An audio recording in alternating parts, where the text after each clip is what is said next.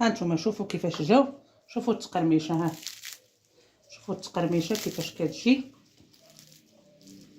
نحلو شي وحده باش تشوفوهم كيفاش كيجيو خاويين مقرمشين. السلام عليكم ورحمه الله، كنتمنى تكونوا على خير وبخير وفي صحه مزيانه مع هذا البرد والشتاء. كنتمنى كلكم تكونوا على خير وبخير. واليوم غادي نوجد معكم واحد المحينشات صغارين كيجيو بالتمر، كيجيو مقرمشين وزوينين صراحه، ما تشبعوش منهم غير بالعجينه ديال المسمن. ونبداو على بركه الله. غادي ندير واحد 4 الكيسان ديال الفورص من نوعها يكون طحين مزيان، يكون من نوعيه جيده الخاص بالحلويات باش يعطينا ديك التقرميشه اللي كنبغيو.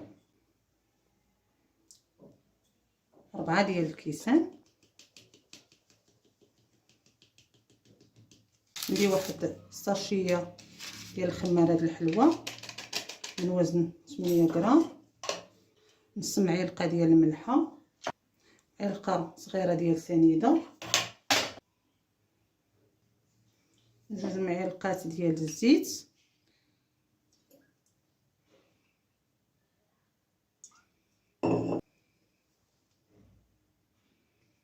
معلقه صغيره ديال الخل.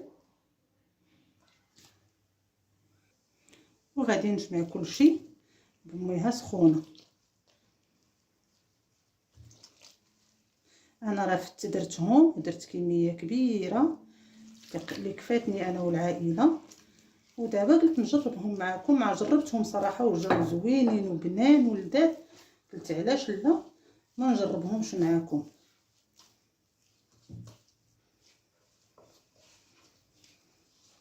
هما صراحه كيستحقوا تجربوهم.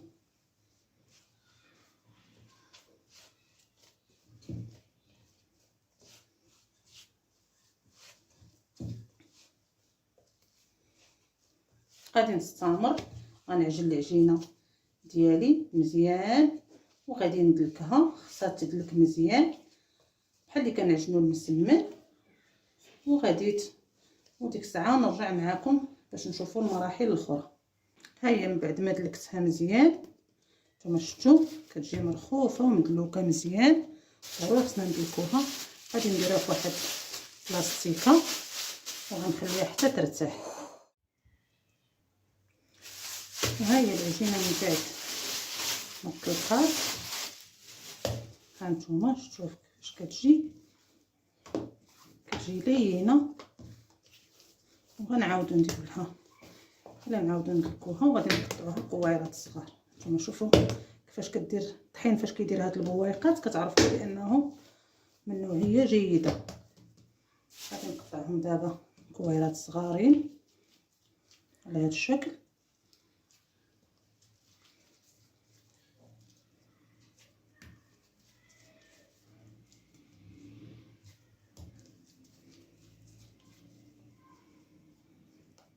من بعد ما قطعتهم كاملين كويرات صغار غادي نغطيهم وغنخليهم يرتاحوا عاوتاني شويه. وندوزو دابا نوريكم العجينه ديال التمر، الطريقه ديال العجينه ديال التمر. هذا هي العجينه ديال التمر. عندي هنا واحد نص كيلو ديال العجينه ديال التمر.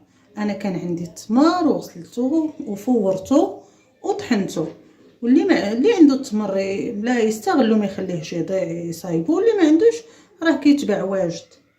غادي نزيد عليه واحد شويه ديال الزبيب والكركاع، واللي ما عندوش ماشي مشكل يكتفي غير بالتمر. وواحد نص معلقه ديال القرفه راه كتواتى مع التمر بزاف. وغندير واحد معلقه ديال الزهر، وغادي نعرك كلشي، غادي نمزج كلشي مع بعضو وعاد نوريكم كيفاش غادي نعمر هاد المحينشات. ما زدتش واحد معلقه صغيره ديال الزبده، انا كنخلط وانا نتفكرها. واحد معلقه صغيره ديال الزبده. من بعد ما مزجت المكونات كامله ديال التمر غادي نخليه هنايا على جنب، غنحطو هنا وغادي نجيب باش نطلق العجينه. ها هي العجينه من بعد ما طلقات غادي نبدا نطلقها بحال اللي كنطلق دوك المسيمنات الصغار، كنرغفوها بحال اللي كنرغفو الرغايف هكا. كنطلقوها بالزيت. عندي هنايا زبده ديال التوراق، واحد نص باكيه ذوبتها صافي، وغنبدا نطلق على هاد الطريقه هذه. خصنا نطلقوهم مزيان.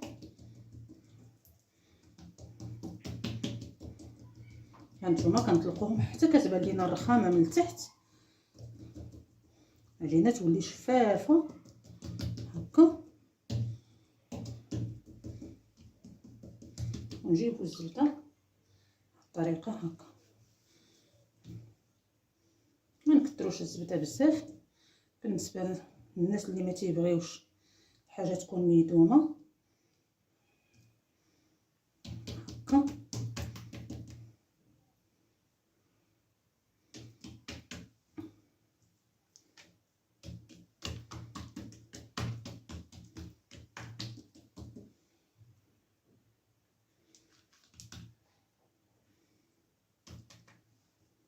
طريقه ساهله بحال اللي كنديروا رغيفات صغارين. نفس الطريقه لواحده اخرى. هي من بعد ما ساليت العجينه ديالي كامله الكميه اللي عندي، غادي نخليها ترتاح. وغادي ندوز دابا نشكل التمر.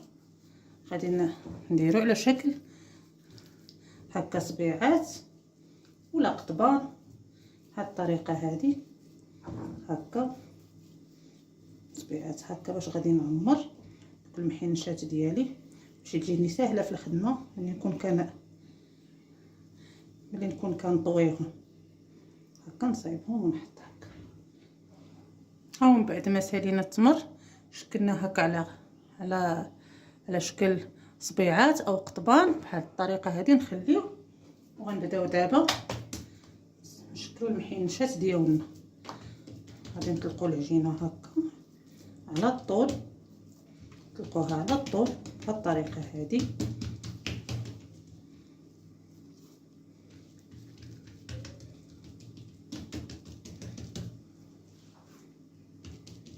نطلقوها مزيان.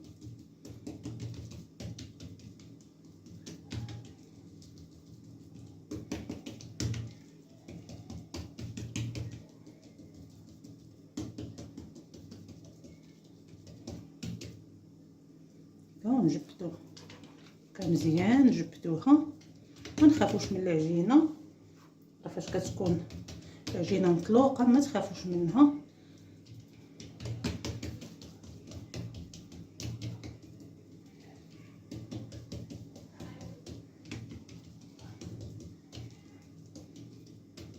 كنجيبو هكا التمر هنا وكنطويو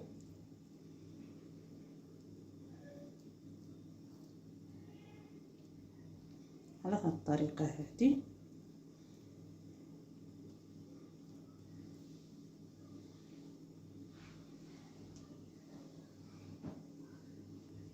وكنجيب القطعه ديال البيتزا وكنقطعها هكا العجينه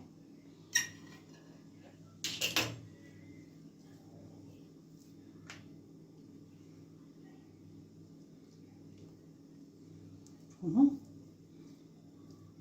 وكنجبد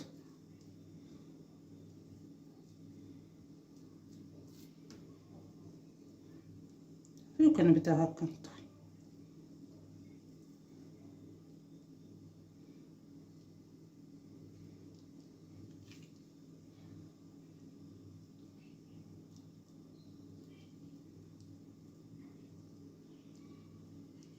وكنحط نجيب عاود هادي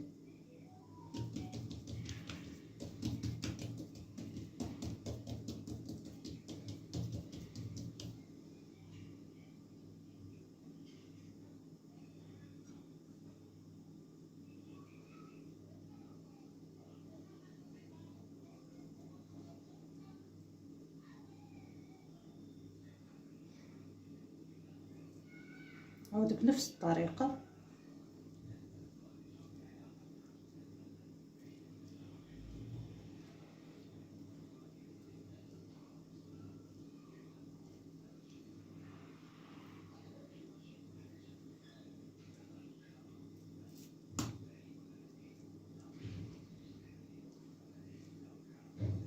هكا وكنبدا نطوي.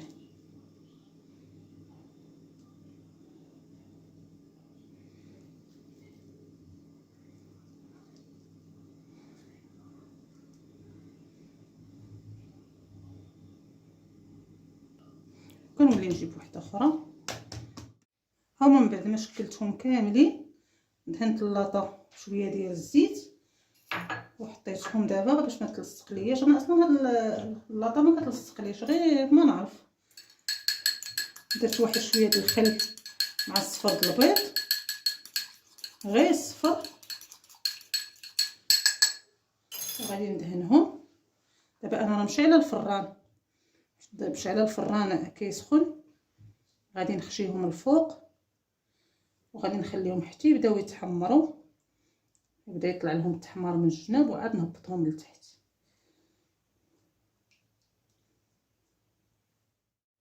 ها نتوما شوفوا من بعد ما طابوا، ها ما شوفوا على الوين جا فيهم مذهب. دابا غادي ندهنهم بواحد شويه ديال العسل، والزواق تيبقى اختياري، يكون اللي بغى يكون دهنتو، اللي بغى يدهنهم بالبيض ويدير لهم اللوز ايفيلي ولا يدير لهم كاوكاو ايفيلي ويخشيهم في خطره في الفران. كاين اللي يزوقهم دابا بحال بهذه الطريقه، انا غنديرهم بطريقه بسيطه. غادي ندهنهم بشي شويه ديال العسل وشويه ديال الكاوكاو مهرمش، وغير صراحه كيجيو مقرمشين بنان ولذاذ وبساطين. ها نتوما شوفوا كيفاش جاو، شوفوا التقرميشه، ها شوفوا التقرميشه كيفاش كتجي. نحلو شي وحده باش تشوفوهم كيفاش كيجيو خاويين مقرمشين. هانتوما والعجينه ديال التمر كتجي بنينه ولذيذه صراحه، كيستاهلوا انكم تجربوهم ونخرجوا من ديك محينشات بالورقه وبالعقده د اللوز. ديروا شي حاجه اللي بسيطه وكتجي هماويه وكتجي بنينه. وهذا هو الشكل النهائي ديال المحينشات ديالنا اللي معمرين بالتمر. اللي بغاهم على هذا القياس هذا يديرهم، واللي بغاهم على هذا القياس هذا شويه صغارين يديرهم، كل واحد والذوق ديالو. كنتمنى يكون عجبكم الفيديو، وما تنساوش تضغطوا على زر لايك وتشتركوا في القناه باش يوصلكم الجديد. والسلام عليكم ورحمه الله.